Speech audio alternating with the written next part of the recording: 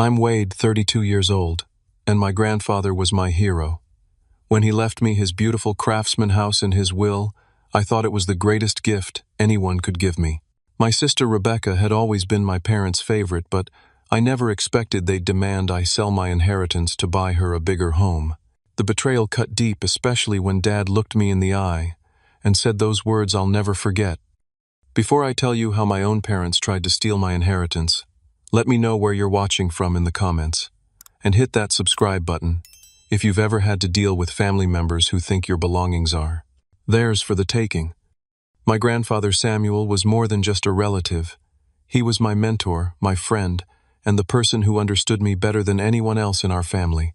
From the time I was 6 years old, I spent nearly every weekend at his house trailing behind him in his workshop, learning how to identify different types of wood by their grain patterns, watching in awe as his weathered hands transformed raw lumber into beautiful furniture. The smell of sawdust and varnish became the scent of happiness for me. "Wade, my boy," he'd say, placing his rough, calloused hand on my shoulder, "craftsmanship isn't just about making things. It's about putting your soul into something that outlasts you." My sister Rebecca, 3 years older than me, never shared this interest. She'd roll her eyes whenever Mom and Dad suggested she join me at Grandpa's house. "Why would I want to spend my Saturday getting dirty in that old house?" she'd complain. Instead, she'd stay home talking on the phone with friends or shopping at the mall with Mom. Grandpa Samuel's house itself was a masterpiece. Built in the 1920s, it stood proudly in one of the city's most historic neighborhoods. It wasn't massive by modern standards, but what it lacked in size it made up for in character. 3 bedrooms, 2 bathrooms, a spacious living room with a stone fireplace, and a kitchen with the original cabinetry that Grandpa had maintained meticulously. The crown jewel was the hand-carved woodwork throughout the house, ornate baseboards, window frames, with delicate details, and a staircase banister that curved gracefully to the second floor. The backyard was nearly half an acre, unusual for an urban property, with mature oak trees providing shade over a garden that bloomed spectacularly in spring. A detached garage had been converted into Grandpa's workshop, where he'd taught me everything he knew about working with wood. As I grew older, my weekends at Grandpa's house shaped my future. I pursued architecture in college, fascinated by the intersection of beauty and functionality in buildings. Grandpa beamed with pride at my graduation, telling everyone who would listen that his grandson was going to build beautiful things that matter. Despite landing a good job at a respected architecture firm, I struggled financially. Student loans took a hefty chunk of my monthly income, and the city's high cost of living meant I was renting a small 1-bedroom apartment that consumed nearly 40% of my paycheck. I drove a 10-year-old car and budgeted carefully for every expense. At 32, home ownership seemed like a distant dream. Rebecca, meanwhile, had taken a different path. She'd majored in marketing and, through connections from our parents' country club friends, landed a high-paying job at a prestigious firm right out of college. She married Tyler, a financial advisor from a wealthy family, in a lavish ceremony that our parents paid for entirely. Their wedding gift to the couple was a 2-week honeymoon in Bali, staying at a 5-star resort. The pattern of my parents favoring Rebecca wasn't new. They'd paid for her entire college education while insisting I take out loans for mine. "Your sister isn't as academically inclined as you," they'd explained. "She needs the advantage of graduating debt-free." When she wanted a new car after her promotion, Dad helped her with the down payment. When she and Tyler bought their first house in an upscale neighborhood, our parents gifted them expensive furniture. I never complained about this disparity. I loved my sister despite her occasional entitled attitude, and I understood that parents sometimes develop different relationships with their children. Besides, I had Grandpa Samuel, who saw something in me that my parents didn't seem to notice. In the last few years of his life, Grandpa's health began to decline. First came the arthritis that made woodworking painful, then the heart problems that left him short of breath, and finally the cancer diagnosis that changed everything. When he refused to move to a nursing facility, I started visiting daily, helping with medications, cooking meals, and simply keeping him company. Rebecca visited occasionally, usually for brief, awkward periods, where she'd sit uncomfortably in the living room, checking her watch and making excuses to leave early. My parents came more regularly, but focused mainly on discussing treatment options and practical matters rather than simply being present with him. During those final months, Grandpa and I had many long conversations about life regrets, hopes, and the nature of family. Sometimes we'd sit in comfortable silence, watching baseball games or old westerns on his television. Other times he'd tell me stories about his youth, about building the business he'd eventually sold for a comfortable retirement, about meeting and falling in love with my grandmother who had passed away a decade earlier. When he died 6 months ago, I felt like a part of me had been torn away. The funeral was a blur of faces and condolences, with me moving through the motions like a sleepwalker. Through my grief, I noticed that while Rebecca cried appropriately at the service, she was back to posting vacation photos on social media just 3 days later. My parents mourned in their practical way, efficiently sorting through paperwork and making necessary arrangements. None of us knew then how Grandpa's final gift to me would upend our family dynamic forever. 2 weeks after the funeral, we gathered at the office of Martin Coleman, my grandfather's attorney. The wood-paneled room with its leather chairs and bookshelves filled with legal tomes seemed appropriate for the occasion, as if the setting itself honored Grandpa's appreciation for craftsmanship. Martin, a bald man with wire-rimmed glasses and a gentle demeanor, explained that Grandpa had updated his will just 6 months before his death. He'd been very specific about his wishes and had written letters to accompany the legal document. "The estate is fairly straightforward," Martin explained, adjusting his glasses. "Samuel's investments and savings will be divided equally among his 4 grandchildren when they each reach the age of 30. This meant my cousins from my uncle's side would receive their portions in the coming years, while Rebecca and I would get ours immediately." Then came the surprise. The house at 723 Maple Street, along with all its contents and the detached workshop, is bequeathed solely to my grandson Wade Alexander Harrison. The silence in the room was absolute.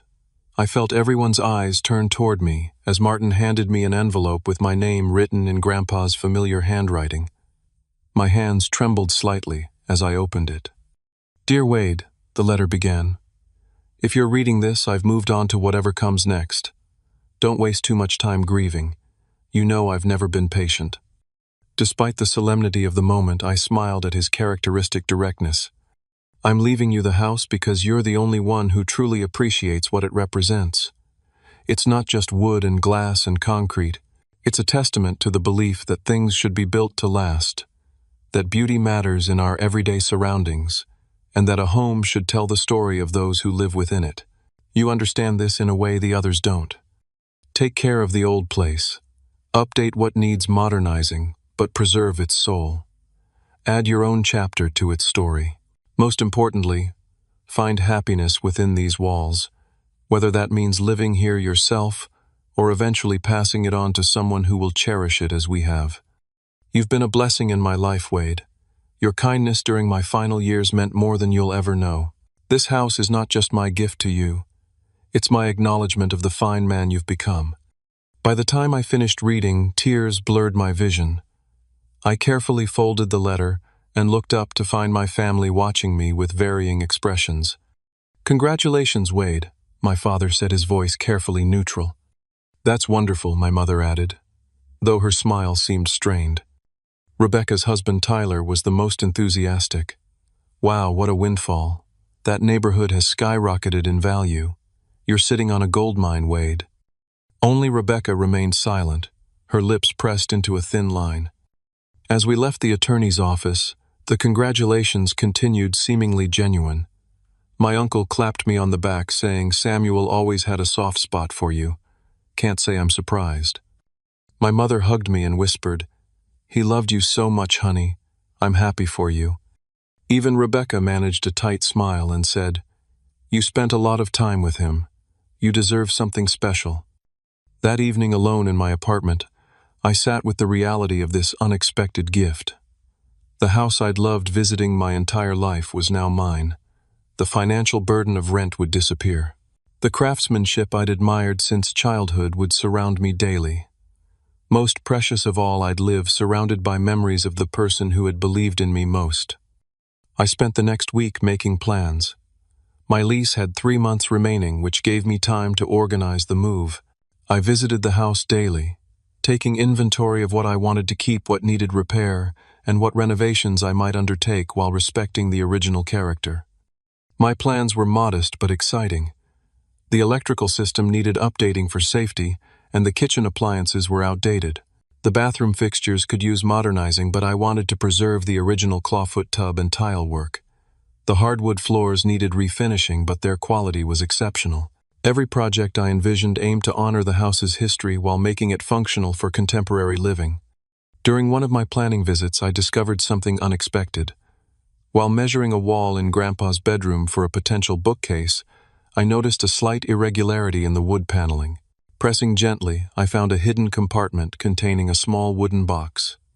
Inside were family photographs I'd never seen before Grandpa, as a young man standing proudly in front of the newly purchased house. My grandmother in a summer dress laughing in the garden, my father and uncle as children playing under the oak tree that still stood in the backyard. At the bottom of the box was another envelope with my name on it. Inside was a brief note. "Wade, if you found this, you're already making the house yours. Good. Here's a little more history to inspire you. Love, Grandpa."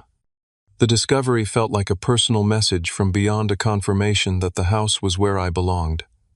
I framed several of the photographs, planning to display them prominently when I moved in. As I began the process of relocating, I noticed subtle changes in my family's behavior. My mother called frequently with unsolicited advice about home maintenance and insurance. My father suddenly had opinions about renovations, suggesting I modernize everything to maximize value.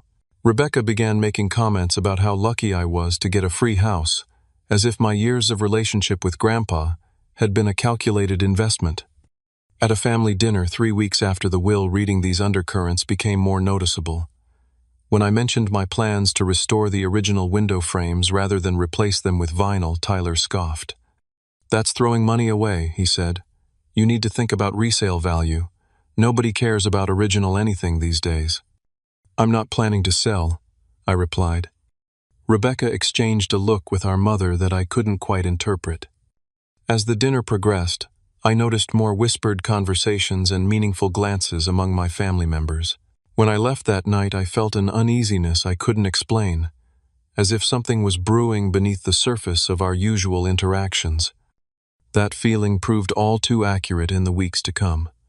6 weeks after inheriting the house, I had settled into a comfortable routine.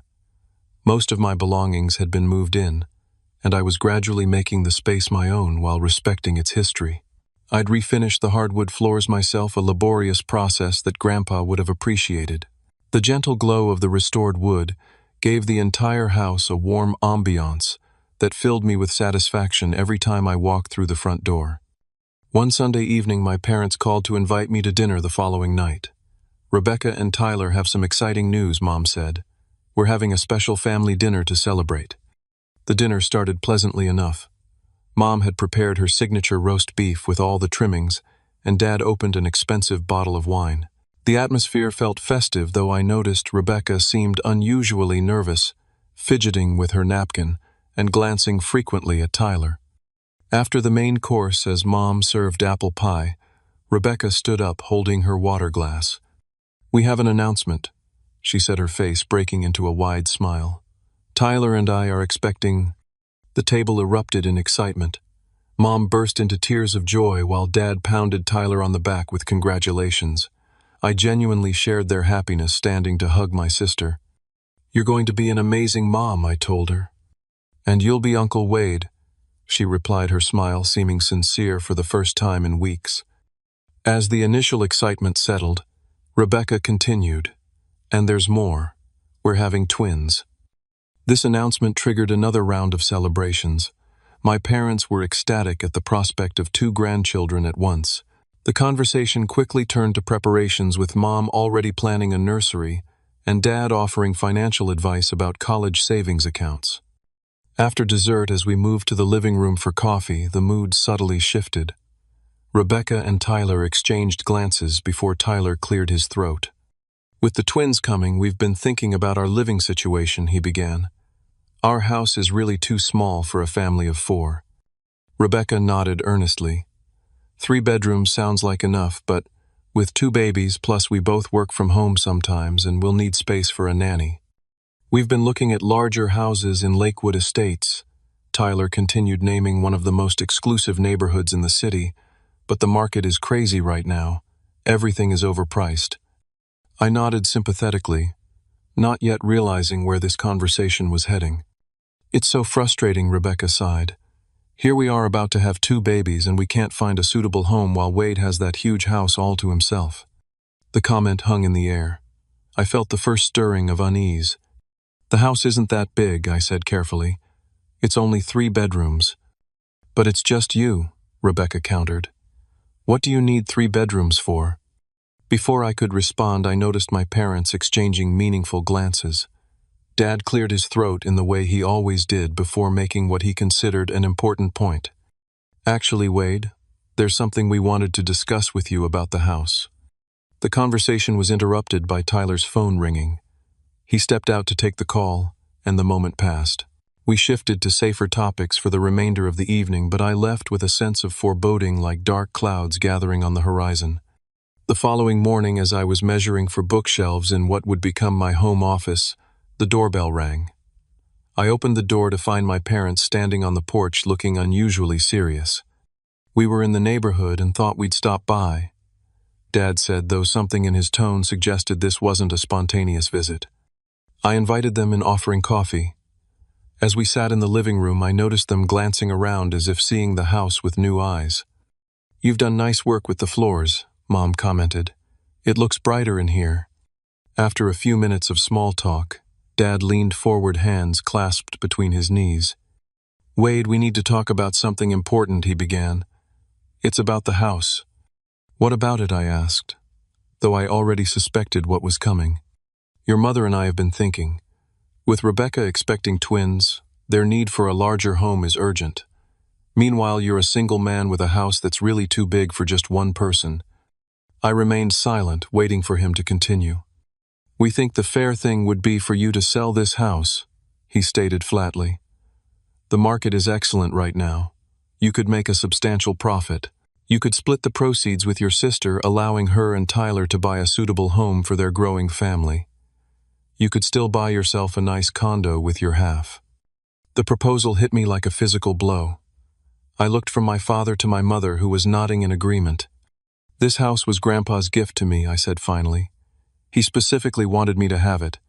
"Samuel couldn't have known Rebecca would be having twins," Mom replied. "Family circumstances change. We need to adapt." "Rebecca's need is greater than yours right now," Dad added. "She's starting a family. This is about the next generation." The implication was clear. My sister's life choices were more valuable than mine. Her needs more important. Her future more worthy of investment. "I'm sorry," I said firmly. "I don't want to sell the house.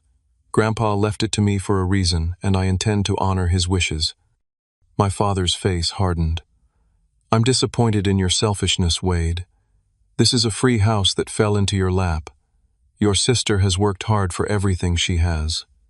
The unfairness of this statement was staggering.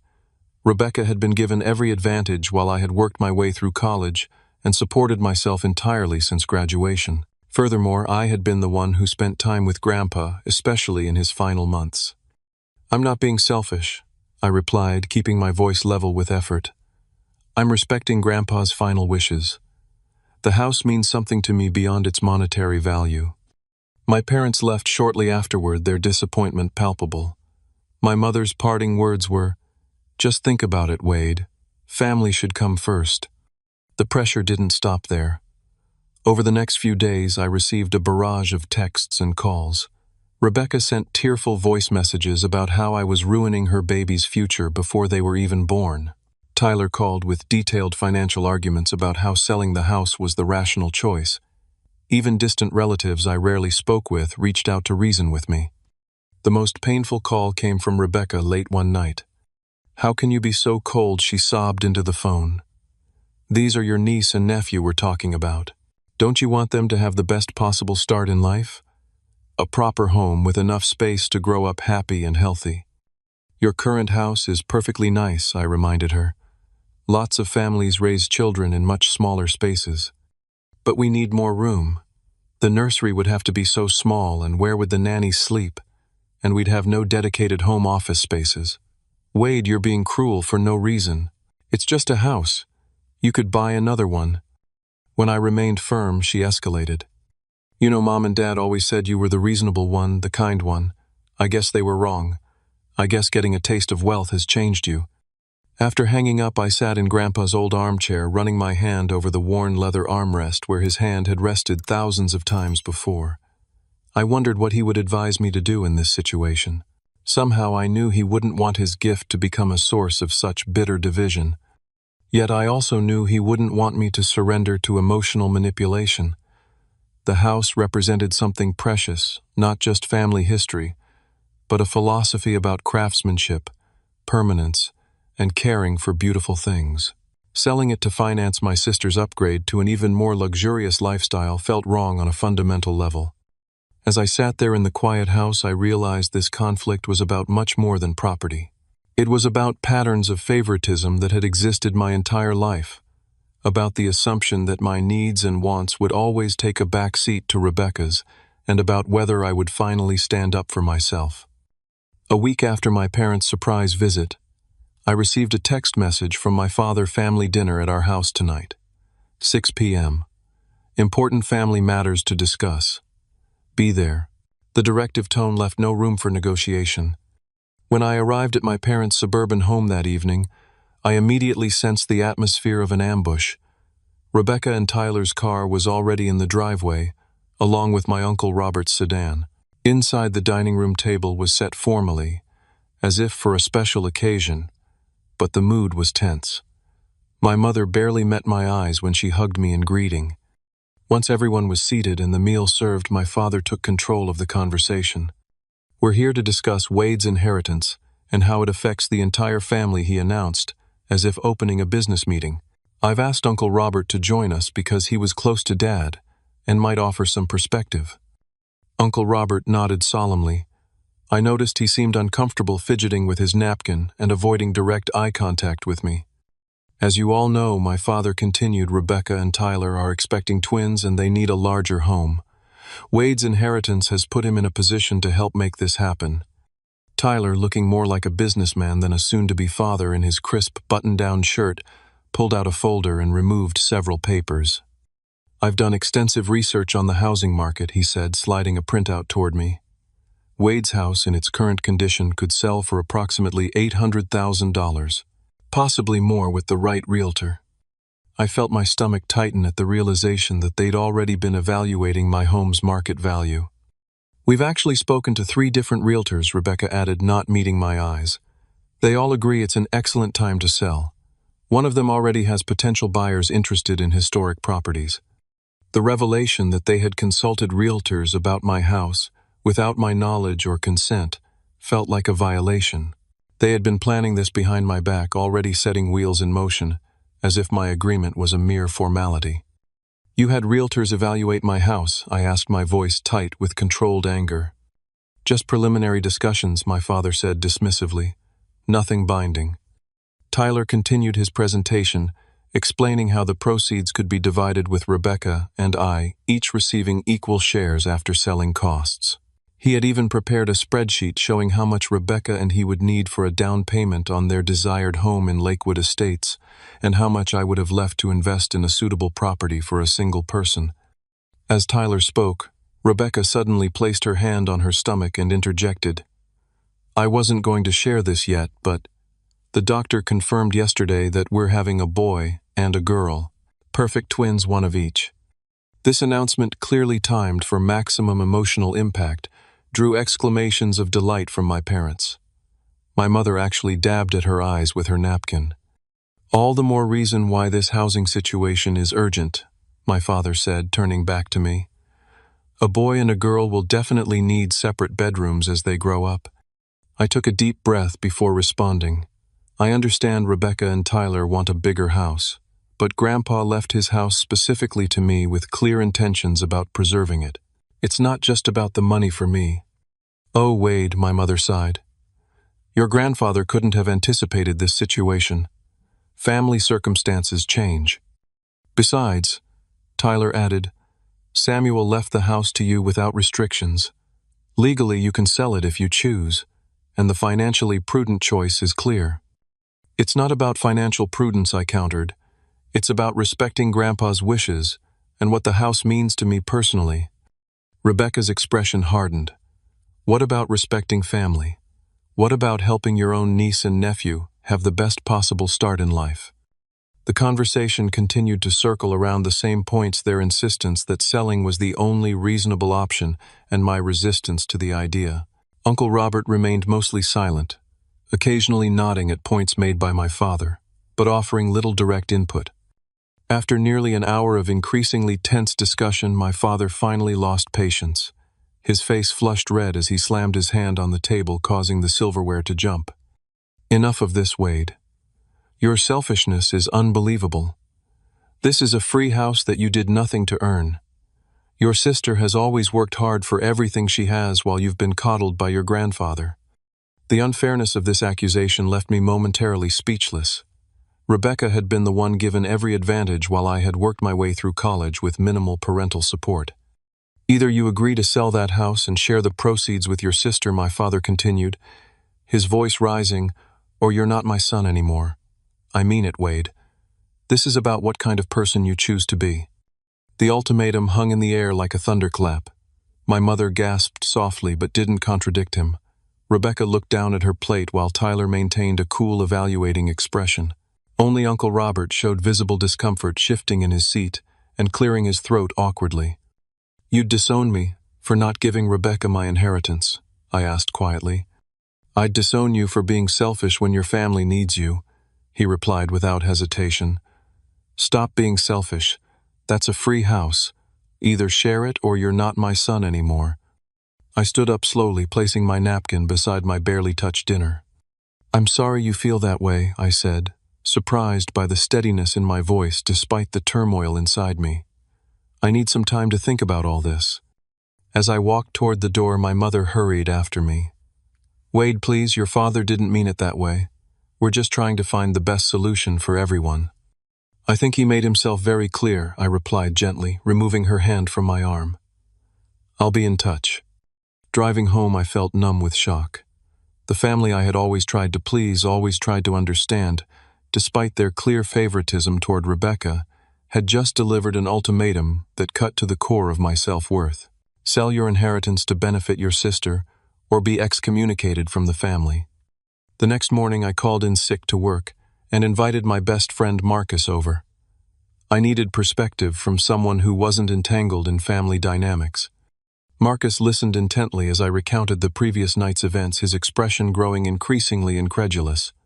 That's messed up, man, he said when I finished. They're basically trying to bully you out of your inheritance. And for what? So your sister can have an even fancier house. It's not like they're struggling financially. They made it sound like I'm depriving the twins of a decent home, I said, running a hand through my hair in frustration. That's emotional manipulation, Marcus replied firmly. Rebecca and Tyler already have a perfectly good house. They want an upgrade, not a necessity. Don't let them twist this into you harming children who aren't even born yet. His clarity helped me see through the fog of guilt my family had created. Still, I needed to understand my legal position. Later that day, I arranged a meeting with Martin Coleman, my grandfather's attorney. Martin's office felt like a sanctuary of reason after the emotional chaos of family pressure. He reviewed the will carefully, then looked at me over his glasses. The house is yours, Wade, free and clear, he stated. Your grandfather's wishes were explicit. There are no legal conditions that would compel you to sell or share the proceeds. My family is claiming that Grandpa would have wanted me to sell if he'd known about my sister's pregnancy, I said. Martin's expression softened. I knew your grandfather for over 30 years. He was a thoughtful man who rarely made decisions impulsively. This will was updated just 6 months before his passing, when he was of completely sound mind. He considered all his options carefully. He paused, seeming to weigh his next words. What I can tell you is that your grandfather was aware that Rebecca and Tyler might start a family soon. It didn't change his decision about the house. This confirmation strengthened my resolve. Grandpa had made his choice knowingly, not out of oversight or lack of information. As our meeting concluded, Martin shared one more piece of information that illuminated the situation further. "I probably shouldn't tell you this," he said, "but given the circumstances, you should know. Your parents actually expected to inherit the house themselves. They had mentioned to Samuel several times that they were counting on selling it to fund their retirement. He deliberately chose a different path." This revelation explained much about my parents' anger. Their ultimatum wasn't just about Rebecca's needs, it was about their own thwarted expectations. They had counted on the house as part of their financial future and were now trying to salvage something from what they perceived as a loss. Driving home from the lawyer's office, I came to a difficult realization: my family would never respect my ownership of the house. Even if I refused to sell now, the pressure would continue. Every family gathering would become a battlefield. Every milestone in the twins' lives would be an opportunity to remind me of my selfishness. The house that should bring me joy would instead become a source of constant conflict. Something had to change, but surrendering to their demands felt wrong on a fundamental level. There had to be another way, a solution that honored Grandpa's intentions while freeing me from this toxic situation. As I pulled into the driveway of the Craftsman house that evening, watching the setting sun illuminate the stained glass panel in the front door, an idea began to form in my mind. For the next several days, I retreated into solitude within the house, ignoring most calls and texts from my family. I needed space to think clearly away from their emotional manipulation and ultimatums. I told them I was considering their proposal, but needed time to process everything. Each evening after work, I walked through the rooms of the house, absorbing its character, running my fingers along the hand-carved woodwork, and trying to connect with what my grandfather had truly intended by leaving it to me. In his bedroom, I reopened the hidden compartment and studied the old photographs, seeking guidance from the past. One image in particular caught my attention: Grandpa standing proudly beside an elderly woman in front of the house, both holding a plaque of some kind. I hadn't noticed this detail before. Using a magnifying glass from his desk drawer, I could just make out the words "Historical Preservation Society" on the plaque. This discovery sparked an idea. The next morning, I contacted the local Historical Preservation Society and asked if they had any records about my grandfather's involvement. The receptionist connected me with Eleanor Johnson, the society's director. Samuel Harrison. Eleanor's voice brightened immediately. "Of course I remember him. He was one of our most dedicated supporters. That house of his is a perfect example of 1920s craftsman architecture. Is this about the property?" We arranged to meet that afternoon at a coffee shop near my office. Eleanor turned out to be a vibrant woman in her 60s with silver hair cut in a stylish bob and bright, intelligent eyes behind red-framed glasses. She arrived carrying a folder of documents. "I pulled our records on your grandfather's house," she explained, spreading photographs and paperwork on the table. "Samuel worked with us for years to document the historical significance of the property. He was passionate about preserving not just the house itself, but the craftsmanship it represented." She showed me copies of the original architectural plans, historical photographs, and documentation about the house's original builder, a master carpenter who had constructed several significant buildings in the city. "Your grandfather never pursued official historical designation because he worried about the restrictions it might place on future owners," Eleanor explained. "But he always hoped the house would be preserved by someone who appreciated its value." As we talked, I learned that Eleanor had known my grandfather well beyond their work with the Preservation Society. They had served together on community boards and shared a philosophy about the importance of maintaining historical character in developing neighborhoods. "Samuel talked about you often," she said with a warm smile. "He was so proud of your interest in architecture and craftsmanship. He would tell me about projects you worked on together." This personal connection made what I was considering even more meaningful. As our conversation continued, Eleanor mentioned that her daughter Julia ran a non-profit organization called Heritage Homes Education Center, which provided workshops on traditional building techniques and restoration skills. "Julia is always looking for historic properties to use for demonstrations and classes," Eleanor commented. "It's getting harder to find suitable locations as more old homes are demolished for new development." A plan began to crystallize in my mind. "Eleanor," I asked, "would the Historical Preservation Society ever consider purchasing a property like my grandfather's house?" Her eyes widened. "Are you considering selling?" I explained my situation in broad strokes, omitting the more painful details of my family's ultimatum. I want to honor my grandfather's wish that the house be preserved, but my current family circumstances make living there complicated. Eleanor nodded thoughtfully. The society itself has limited funds for acquisitions, but we do partner with donors and other organizations for preservation projects. Would you be open to meeting with Julia and me to discuss possibilities? The next day, I welcomed Eleanor and her daughter Julia to the house. Julia, a woman about my age with her mother's intelligent eyes and a passionate demeanor, was immediately enthralled with the property. "This is extraordinary," she exclaimed, examining the original window frames. "You almost never see this level of craftsmanship intact anymore. Most houses this age have had their character elements stripped out during renovations." We spent hours touring the house with Julia, documenting details and discussing the educational potential of the space. We could host workshops on traditional woodworking restoration techniques, period-appropriate renovation. The possibilities are endless. By the end of their visit, a partnership was taking shape. The Historical Preservation Society, in conjunction with the Heritage Homes Education Center, would purchase the house at a below-market price.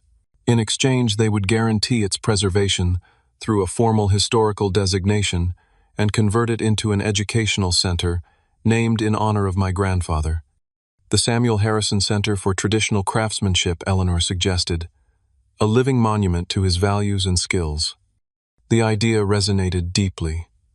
This solution would protect the house from future development, honor my grandfather's legacy in a public way, and free me from the ongoing family conflict.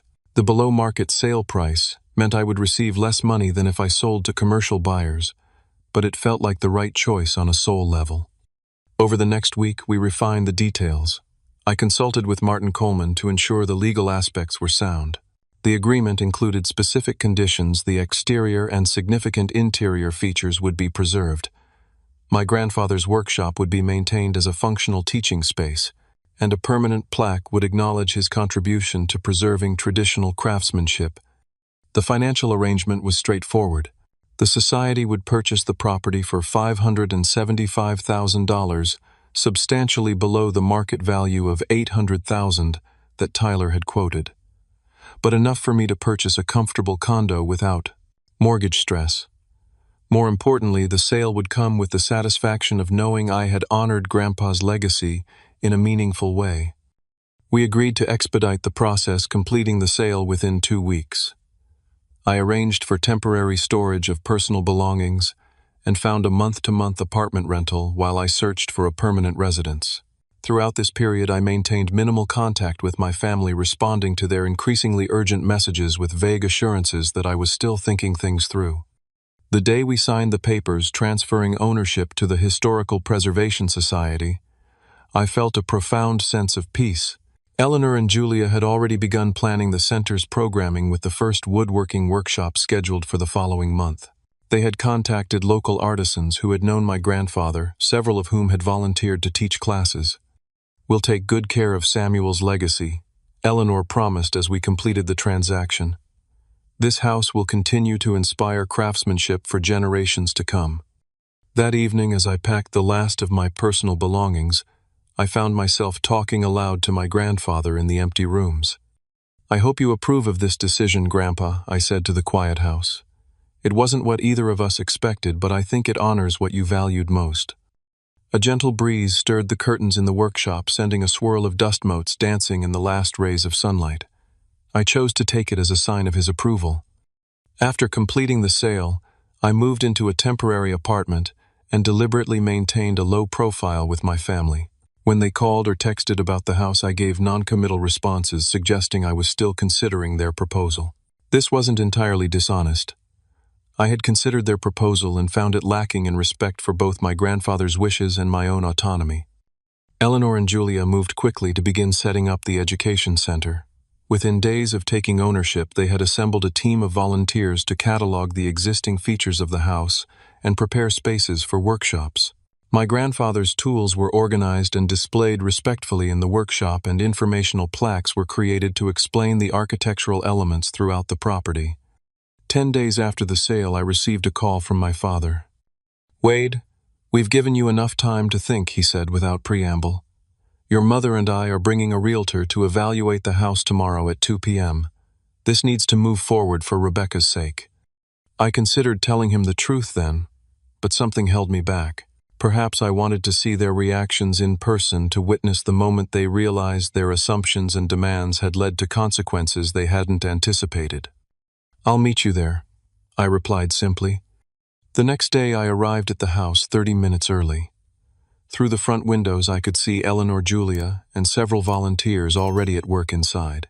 A new sign had been mounted beside the front door, the Samuel Harrison Center for Traditional Craftsmanship, with a smaller line beneath it reading, "Preserving the Art of Craftsmanship for Future Generations."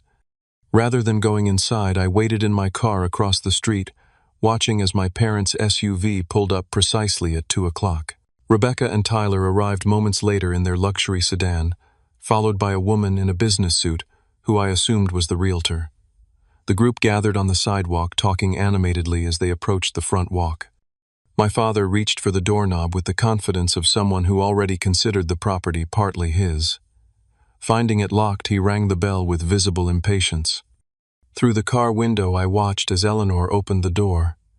Even from a distance I could see the confusion spread across my family's faces.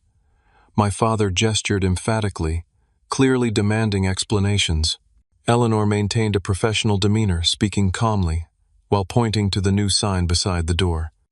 Unable to hear their exchange, I finally exited my car and walked across the street toward the increasingly tense scene. As I approached, Rebecca spotted me first. "Wade," she called out, her face flushed with anger. "What is going on here? Who are these people?" My father whirled around, his expression a thundercloud. "Wade, explain this immediately. This woman claims the house has been sold to some historical society. That's impossible." The realtor, looking profoundly uncomfortable, clutched her portfolio to her chest and took a step back from the family drama unfolding on the front porch. "It's not impossible," I replied calmly, joining them on the walkway. "In fact, it's completed. The Samuel Harrison Center for Traditional Craftsmanship is now the legal owner of this property." "You sold it," my mother gasped, her hand flying to her throat. "Without telling us." "Without consulting us," my father amended, his voice rising. "After everything we discussed." Tyler, always focused on finances, cut to what he considered the heart of the matter. "Who did you sell it to? For how much?" I gestured to Eleanor, who had been standing patiently in the doorway. "This is Eleanor Johnson, director of the Historical Preservation Society and a friend of Grandpa's. The society, in partnership with the Heritage Homes Education Center, purchased the house to create an educational facility that honors Grandpa's craftsmanship and values." Eleanor stepped forward, extending her hand professionally. "It's a pleasure to meet Samuel's family. He spoke of you often. We're very excited about preserving his legacy through this center." My father ignored her outstretched hand. "This is outrageous. You had no right to sell without family input, Wade. We had an agreement." "We had no agreement," I corrected him. "You made demands and issued ultimatums. That's not the same thing." Rebecca, who had been momentarily stunned into silence, found her voice. "You've ruined everything, the baby's future, our plans. How could you be so selfish?" Tyler, meanwhile, had pulled out his phone and was frantically searching something. "The Historical Preservation Society," he muttered. "Non-profit organization, limited acquisition budget." He looked up sharply. "You sold it below market value, didn't you? You threw away hundreds of thousands of dollars just to spite us." The accusation stung, but I maintained my composure. "I sold it to an organization that will honor Grandpa's legacy and preserve what he valued. The price was fair for what mattered most." "What about what matters to your family?" my mother demanded, tears forming in her eyes. "Your sister's needs, your future niece and nephew." "My family issued an ultimatum," I reminded her. "Sell the house to benefit Rebecca, or be disowned." I made my choice accordingly. My father's face had turned an alarming shade of red. "You've lost millions for this family," he shouted, drawing attention from neighbors across the street. "That house could have set up Rebecca's children for life. Instead, you've given it away to strangers." Eleanor, who had been observing this exchange with increasing concern, stepped forward again. Perhaps this isn't the best venue for a family discussion. Would you like to come inside? We could talk more privately about the center and how it will honor Samuel's memory. We don't need a tour of what should have been our property, Tyler snapped, placing a protective arm around Rebecca, whose theatrical sobs had intensified. The realtor, clearly wishing to be anywhere else, mumbled something about another appointment and began edging toward her car. Wait, my father called to her. There must be some way to undo this, some legal challenge we can make. The realtor, to her credit, shook her head firmly. If the sale has been completed and recorded, there's nothing to be done. I'm sorry, but I can't be involved in this situation. She hurried to her car and drove away, leaving my family staring after her in disbelief. Julia had emerged from the house and joined her mother on the porch. We've already begun cataloging the original architectural elements, she explained, seemingly oblivious to the tension. The first woodworking class is scheduled for next Saturday. We're expecting a full enrollment. This practical information about the house's new function seemed to finally penetrate my family's anger. The reality of what had happened was sinking in. Not only had I sold the house without their input, but I had transformed it into something that could never be undone. The historical designation that Eleanor would secure would protect it from development permanently. You've betrayed this family, my father said, his voice now deadly quiet. I meant what I said before. You're no son of mine. Rebecca, still crying, added, I'll never forgive you for this, Wade. Never. Tyler, ever practical, was still fixated on the financial aspect. How much did you get for it? At least tell us that. How much did you throw away out of spite? I declined to answer, which only fueled their anger. As they continued to berate me on the front lawn, a van pulled up bearing the logo of the local newspaper. A photographer and reporter emerged, heading toward the house. We're here for the story about the new Samuel Harrison Center, the reporter explained, notepad in hand. Is one of you Wade Harrison? We'd love a statement about your decision to donate your grandfather's house to the preservation effort. Donata, Tyler sputtered. You donated it. Not exactly, I began, but Eleanor smoothly interjected. Mr. Harrison sold the property to us at a significantly reduced price to ensure its preservation, she explained to the reporter. It was an incredibly generous act that will benefit the entire community for generations to come. The presence of the media finally convinced my family that this was not the place to continue their tirade. My father gave me one last withering look before steering my mother toward their car. Rebecca allowed Tyler to guide her away, her tearful glares continuing until they drove off. As their vehicles disappeared down the street, I felt a complex mixture of emotions: sadness at the broken relationships, anger at their sense of entitlement, but predominantly a sense of relief. The decision had been made. The consequences had been faced. Whatever came next would be on new terms, not dictated by old patterns of favoritism and manipulation. Eleanor placed a gentle hand on my shoulder. Family conflicts are never easy, she said softly. But Samuel would be proud of what you've done here. This house will educate and inspire countless people because of your choice. Looking at the historic home now beginning its new chapter as an educational center, I nodded. Grandpa always said that craftsmanship was about creating something that outlasts you. I think this decision honors that belief better than anything else I could have done. As I gave the reporter a brief statement about my grandfather's legacy of craftsmanship, I realized I was starting a new chapter of my own life, one free from the shadow of family expectations that had never truly valued who I was. The aftermath of the confrontation was predictably difficult. For several weeks, silence stretched between me and my family like an unbridgeable chasm. No calls, no texts, no acknowledgement of my existence. I had been cut off exactly as threatened, and despite knowing I had made the right decision, the finality of it weighed heavily on my heart. I channeled my energy into establishing my new life. With the proceeds from the sale, I purchased a comfortable one-bedroom condominium in a converted industrial building downtown. The open floor plan and exposed brick walls provided the perfect canvas for my own modest woodworking projects, skills I had learned from my grandfather and was determined to continue practicing. My job at the architecture firm kept me busy, but on weekends I often found myself drawn back to the Samuel Harrison Center. Eleanor and Julia had transformed the property with remarkable efficiency. The living room now served as a gallery, showcasing examples of traditional craftsmanship. The dining room had become a classroom with workbenches built to my grandfather's specifications. His workshop remained largely unchanged, preserved as a functional example of a traditional woodworking space. 6 weeks after the center opened, I agreed to teach a weekend workshop on basic joinery techniques. Standing in my grandfather's workshop, guiding participants through the same skills he had once taught me, I felt his presence strongly. The ache of family estrangement was still there, but it was balanced by the satisfaction of honoring his legacy in a way that benefited others. One Saturday afternoon, after concluding a class, I was cleaning tools in the workshop when Julia entered with an unexpected message. "There's someone here to see you," she said, her expression carefully neutral. "Your father." My heart jumped into my throat. "Did he say what he wants?" "Just to talk to you. He's in the garden."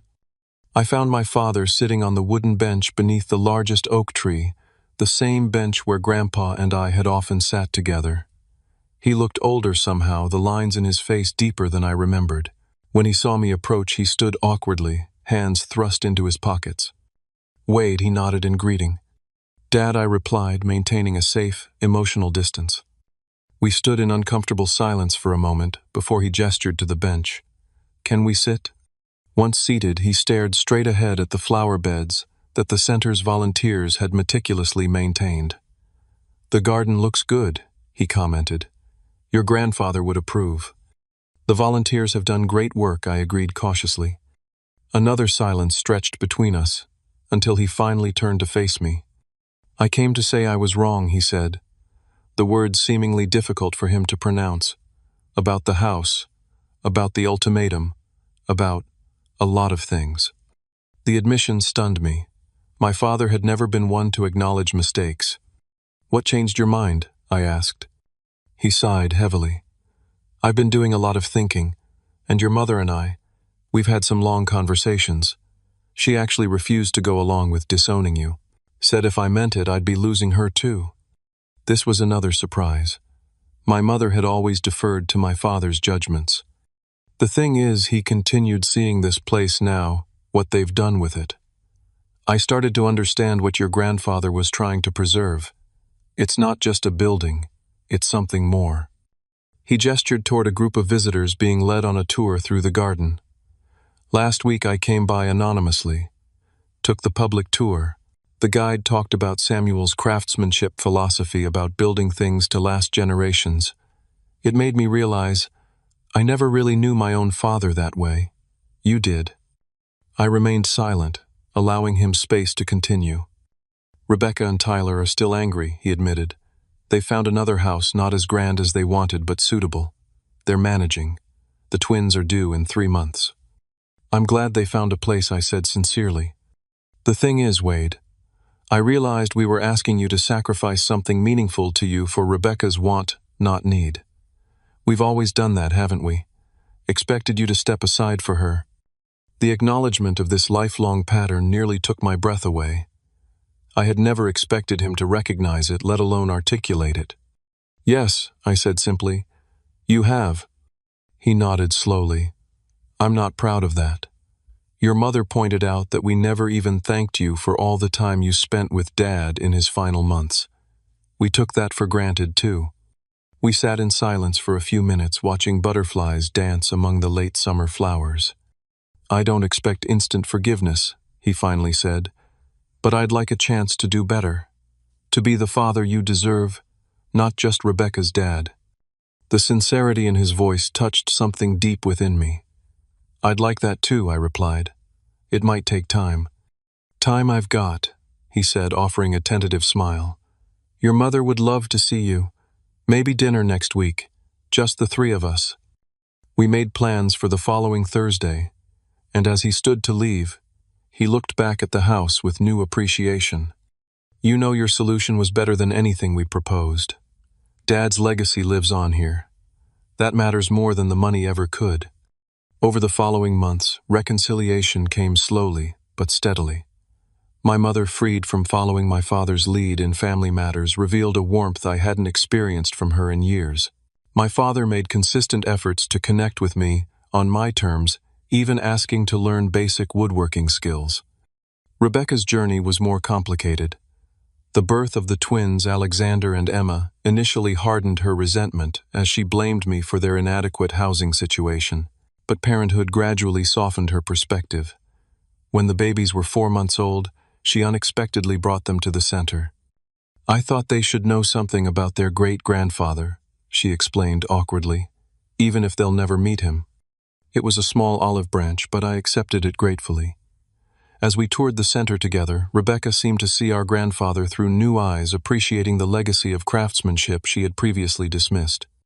"I never really knew him," she admitted, as we sat in the garden watching her husband walk the sleeping babies in their stroller. "I was so busy with my own life I missed knowing someone important." "He would have loved these two," I told her, nodding toward the twins. She smiled faintly. "Would you tell them about him sometimes? Share the stories I never bothered to listen to?" The request was her way of acknowledging what had been lost and what might still be salvaged. "I'd like that," I replied. Meanwhile, my own life expanded in unexpected ways.